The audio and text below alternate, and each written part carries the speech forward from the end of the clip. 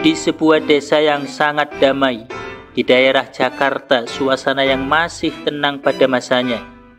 Anak ini yang nantinya akan menjadi diktator penuh dengan ketegasan, memimpin umat dari beberapa hal yang merusak akidah-akidah agama, lakukan pencegahan kemungkaran, dan menjalankan semua kebaikan-kebaikan yang ada tuntunannya.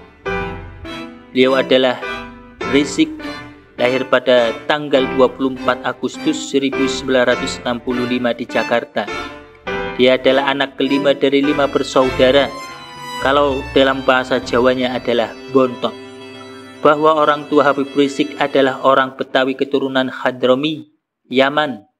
Ayahnya adalah Habib Husain bin Muhammad Shihab dan ibunya adalah Syarifah Sidah Al-Abbas. Perjalanan mencari ilmu.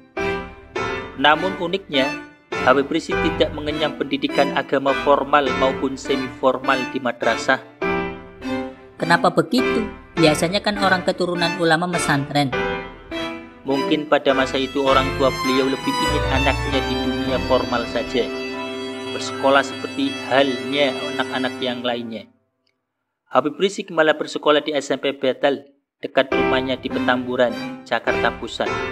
Sebelumnya, Aib Muda, sebutan anak seorang Habib. Habib Rizik bersekolah di SDN 01 Petamburan dan kemudian bersekolah di SMP Kristen Betel. SMP Kristen Bang, apa nggak logout? Ya tentu saja tidak, karena orang tuanya sangat menanamkan tauhid. Kecuali kamu baru logout, sholat saja hari Jumat tok, itu pun kalau ingat. Pada tahun 1983, melanjutkan pendidikan di Lembaga Ilmu Pengetahuan Islam dan Arab Libya, mengambil kursus bahasa Arab.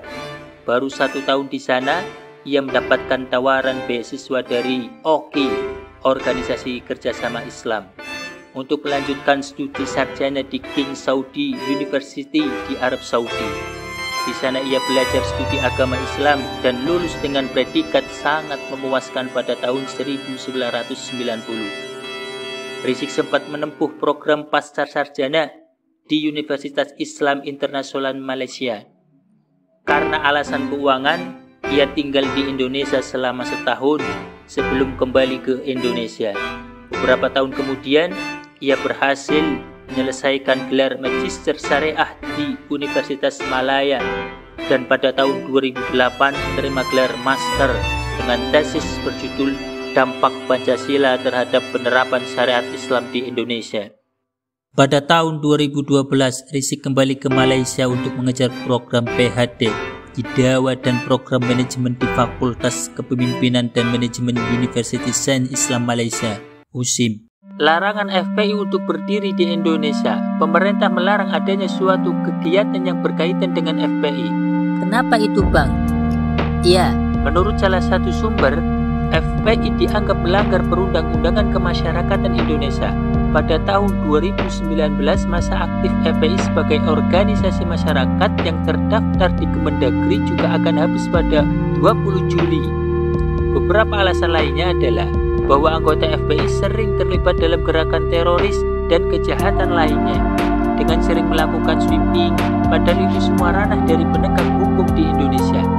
Adapun berdirinya FPI itu pada bulan 17 Agustus tahun 1998 di Pondok Pesantren Al-Um, Desa Utan, Kecamatan Ciputat, Provinsi Tangerang Selatan, didirikan oleh para habib, ulama, mubari, aktivis, dan umat Islam.